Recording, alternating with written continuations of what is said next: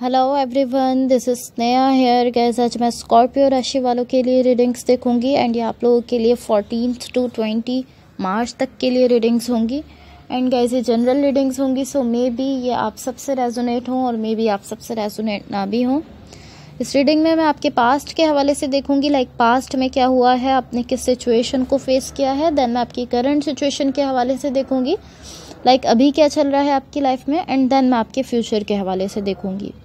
And guys सबसे last में मैं यूनिवर्स की तरफ से आप लोगों के लिए एनर्जीज भी देखूंगी।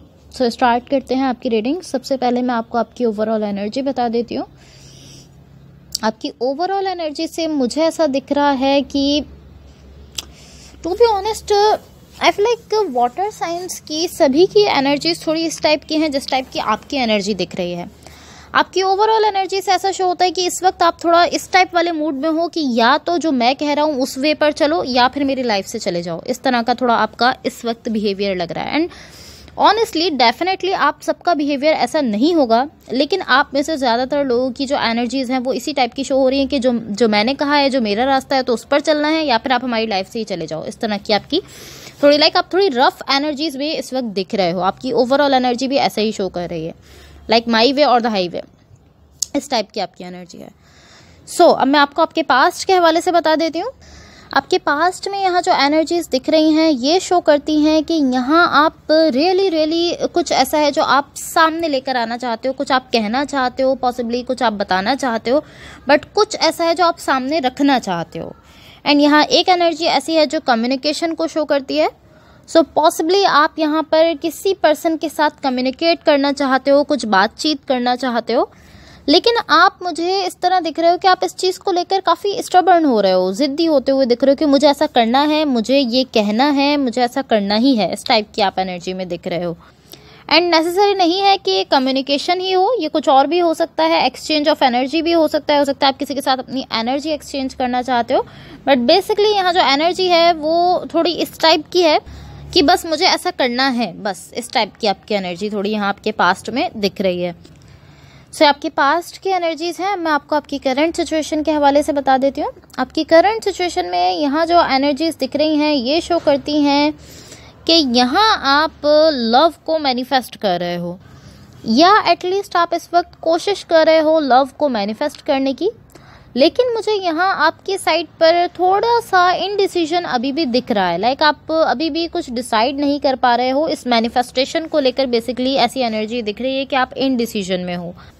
लाइक यहाँ थोड़ी सी ऐसी एनर्जी है कि आप शो कर रहे हो कि मैं लव चाहता हूँ, आप चाहते हो लव, बट देन इसके पीछे एक ऐसी एनर्जी है जो शो करती है कि आप कहीं ना कहीं इस तरह के आई डोंट नो कि मैं क्या चाहता हूँ, या आई डोंट नो कि मुझे क्या चाहिए। इन सारी चीज़ों को लेकर आप थोड़ा सा अभी भी इनडिसीजन में दिख रहे हो। एंड पॉसिबली ये इस तरह भी हो सकता है कि आप किसी खास डायरेक्शन से लव तो चाहते हो, लेकिन आप उस डायरेक्शन को लेकर श्योर नहीं हो। इस तरह आप हो सकता है बिकॉज आप मुझे कहीं ना कहीं इस तरह दिख रहे हो कि हाँ मैं एक डायरेक्शन से लव चाहता हूँ, लेकिन मैं वहाँ पर श्योर नहीं हूँ उस डायरेक्शन को लेकर, या उस पर्सन को लेकर, या उस कनेक्शन को लेकर। सो आई डोंट नो कि ये जो इनडिसीजन वाली एनर्जी है ये बेसिकली किस चीज़ को लेकर है, लेकिन यहाँ पर आप एक ऐसी एनर्जी में ज़रूर हो जहाँ आप कुछ डिसाइड नहीं कर पा रहे हो। सो अब मैं आपको आपके फ्यूचर के हवाले से बता देती हूँ।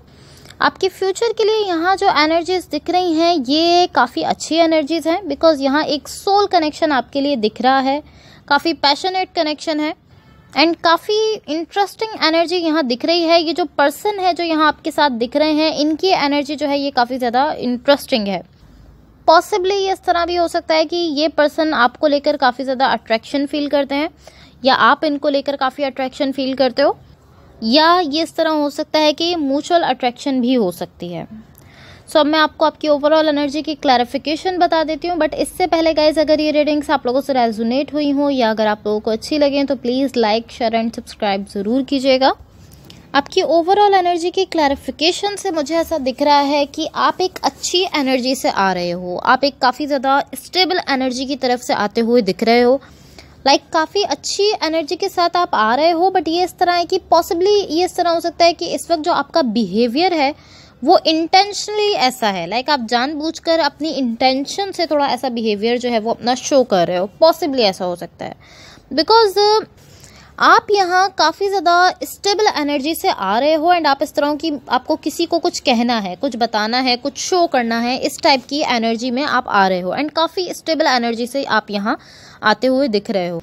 एंड ये चीज़ जो है ये कहीं ना कहीं लाइक जो भी आपको कहना है, जो भी आपको बताना है, ये चीज़ जो है ये कहीं ना कहीं मूव ऑन टाइप वाली एनर्जी को अपने साथ रखे हुए। लाइक पॉसिबली आप जो कहना चाह रहे हो, जो बताना चाह रहे हो, उसके बाद ऐसा हो सकता है कि आपको यहाँ से मूव ऑन करना पड़ जाए।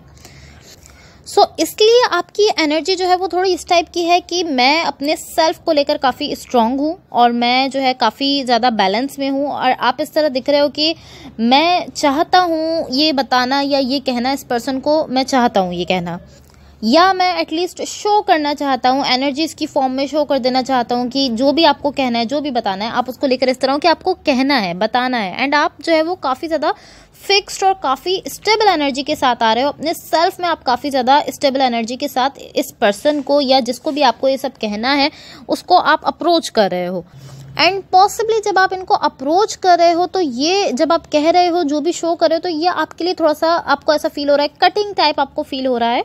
बट अगेन आप ये सब जो है ये इंटेंशनली कर रहे हो, इंटेंशनली आप ये सब बिहेव कर रहे हो। आपकी इंटेंशन ही यहाँ पर ये, बिकॉज इंटेंशन आपकी ये क्यों है, क्योंकि आप यहाँ पर क्लियर होना चाहते हो।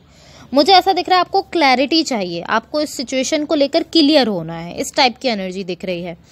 पॉसिबली इस वक्त आप जो है वो बहुत ज़्यादा कंफ्यूज हो चुके हो, अपने माइंड में बहुत ज़्यादा थॉट्स बन रहे हैं, जिसकी वजह से अब आप चाहते हो कि सब चीज़ें एक तरफ करके आप क्लैरिटी चाहते हो, आप चाहते हो क्लियर चीज़ आपके सामने आए। एंड ये इस तरह भी हो सकता है कि आप जस्ट अपने सेल्फ में जो है वो इस सिचुएशन को समझना चाहते हो एंड इसलिए आप चाहते हो कि यहाँ पर क्लैरिटी आए, ये सिचुएशन क्लियर हो।